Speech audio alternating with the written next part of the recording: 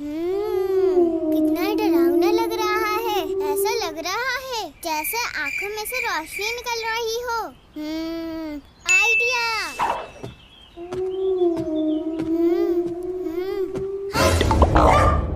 आहा, डॉगी डर गया। मजा आ गया। आफिया। आप भी डर गई हैं। अब तो और मजा आएगा। आफिया, आफिया बात सुने। आफिया, ये क्या कर रही हैं आप? ऐसे किसी को डराना अच्छी बात नहीं है। ऐसे किसी को डराना भी उसे तकलीफ देने के ही बराबर है। आपको पता है, हदीस शरीफ में आता है कि अल्लाह पाक के आखिरी नबी सल्लल्लाहु अलैहि वसल्लम ने इरशाद फरमाया है कि जिसने पाकीज़ा खाना खाया और सुन्नत के मुताबिक अमल किया